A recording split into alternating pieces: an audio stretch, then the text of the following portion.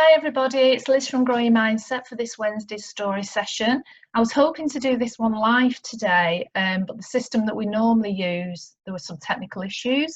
But saying that, I'm still recording it on the Wednesday, so it's pretty much live really.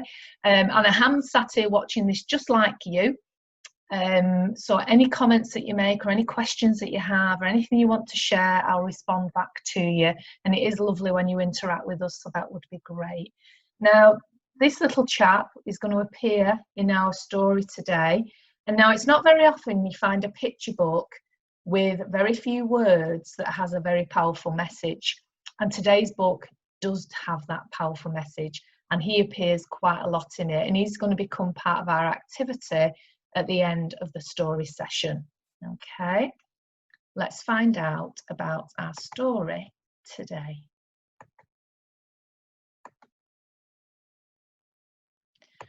So our story is called What Do You Do With a Chance? And it's been written by Kobe Yamada and illustrated by May Beeson. One day I got a chance. It just seemed to show up. It acted like it knew me, as if I wanted something. I didn't know why it was here. What do you do with a chance? I wondered. It fluttered around me. It brushed up against me. It circled me as if it wanted me to grab it. I started to reach for it, but I was unsure and pulled back. And so it flew away. Now, I don't know about you, but I know growing up and even as an adult, there have been times when I've been given a chance, a new opportunity, a time where I could have experienced something I've never experienced before, and I've not gone for that chance. And often it's because of my confidence and self-doubt and self-belief. Has that ever happened to you? Have you ever been invited to a party, for example, but you've not gone because you didn't know anybody, or you've been given an opportunity for doing some words in a Christmas play, but you thought, oh, what if I forget my lines, and you've backed off from that opportunity? And it's those what if questions that come out, which are our fixed mindset holding us back. So if you've had any experience like that and you'd like to share, please do, and that we'll comment on some of those later. Let's find out what happens to the character in the story. I thought about it a lot. I wished I'd taken my chance. I realised I had wanted it, but I still didn't know if I had the courage. When another chance came around, I wasn't so sure, but I decided to try. I went to reach for it, but I missed and fell. I was so embarrassed. I felt foolish. It seemed like everyone was looking at me. I decided I never wanted to feel this way again. I think this happens to us quite a lot. Not just children, but grown-ups too. We pluck up the courage to try something. We grab that chance, but it goes wrong. And we feel that the people around us that are seeing us when things do go wrong are beginning to judge us. But actually, if we put our growth mindset approach on, we understand that learning takes time. Those mistakes and things that go wrong are opportunities to grow, not to back off from. But very often, you'll find that your emotions take over. And that's what's happened to this little boy in this story. His emotions of feeling embarrassed and upset have taken over, and the opportunity that was there has been lost. Let's see if he grabs another opportunity. So after that, whenever a chance came along, I ignored it. And the more I ignored them, the less they came around. Why do you think that is? Why do you think the more you ignore your chances, the less they come around? That's a real inference question. Yeah, so have a little think and pop your answer in the comments box.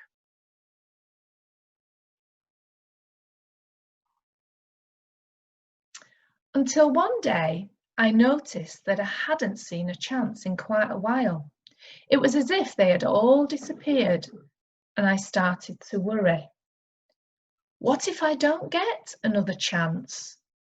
I know I acted like I didn't care, but the truth was I did. I still wanted to take a chance, but I was afraid, and I wasn't sure if I would ever be brave enough. Then I thought, maybe I don't have to be brave all the time. Maybe I just need to be brave for a little while at the right time. I realised it was up to me. I promised myself that if I ever got another chance, I wasn't going to hold back. If I got another chance, I was going to be ready.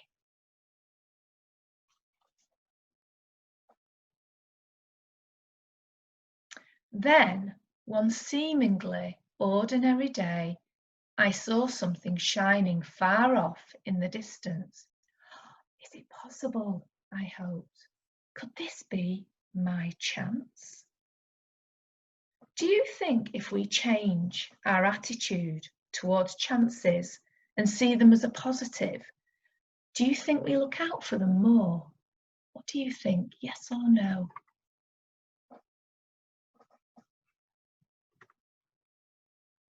I had to find out. I ran as hard and as fast as I could toward it. I don't know how to explain it, but the second I let go of my fears, I was full of excitement.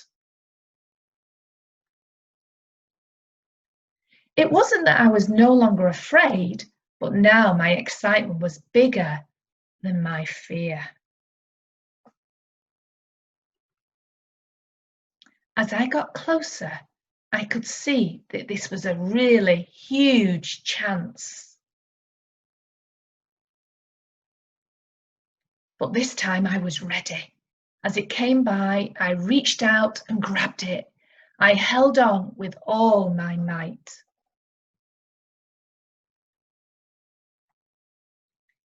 It felt so good to soar, to fly, to be free. I now see that when I hold back, I miss out, and I don't want to miss out. There's so much I want to see and do and discover. So what do you do with a chance? You take it because it might be the start of something incredible.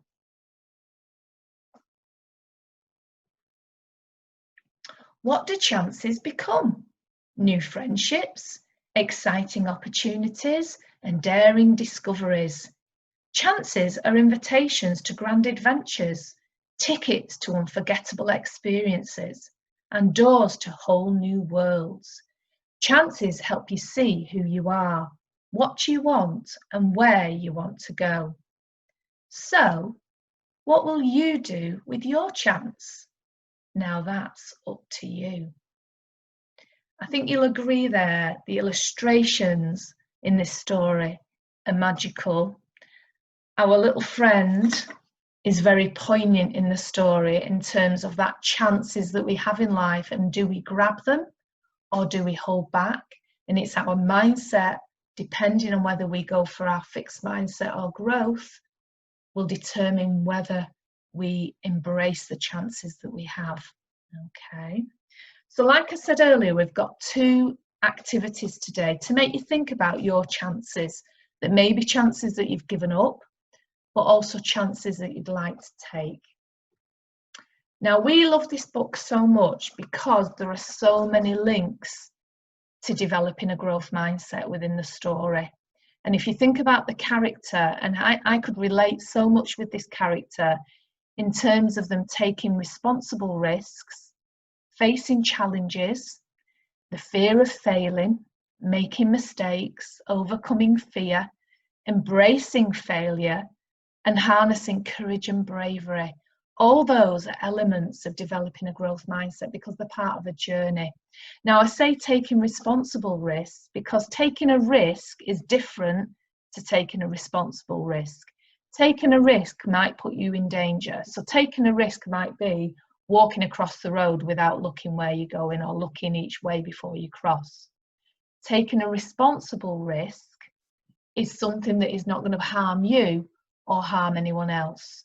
So taking a responsible risk might be grasping that invite to a party, even though there are people there that you don't know, because that is a responsible risk in terms of you're not going to hurt yourself or hurt anyone else, and there's an opportunity there to make new friends. Okay, so all these areas here are harnessed in this book, and they're all linked to developing a growth mindset because it's about getting friendly with our fixed to become more growth. So today's activities, okay, are all linked to what do you do with a chance? Now, they're available on our website. So if you go to growyourmindset.co.uk/free resources, you will find both these activities. Now, the first one is a wanted poster. And it says to create a wanted poster and use the space on the poster to describe a chance that you'd like to take in the future. Okay, so you can do a little picture and then make a list of things that if you had an opportunity to take a chance, what would those chances be? Because like the character in the story, once you start looking for chances, they tend to come along more often than when you ignore your chances. Okay, so make a poster about the chances you want to take, and then as you do them, tick them off your poster or do the next activity with those chances. Now, I mentioned earlier about our little butterfly, so we've got some origami butterflies on the screen and here as well. Now, our YouTube video, the link is on the website and the same website page, takes you to a video where I show you how you can make your origami butterfly, but then use these as a little bit of a activity so that when you do take a chance, you could write the chance on your wings of your butterfly that you did, okay, and then create a mobile out of those butterflies, a beautiful butterfly mobile. So you've got reminders of the chances that you've taken and those opportunities that you've grasped, and you can share them and celebrate them with your family and hang the mobile up in your bedroom. Okay, so that's a lovely little activity for you to get involved in. Let us know how you get on. Send us some pictures of your origami butterflies with your chances written on them. We'd love to see them and see how you're getting on with that activity. So I hope you enjoyed the book. I hope you're going to enjoy doing the activities. Gemma's going to be back next week with her story, and get out and maybe a chance will come your way today. Have a little think. Okay, see you later. Take care. Bye.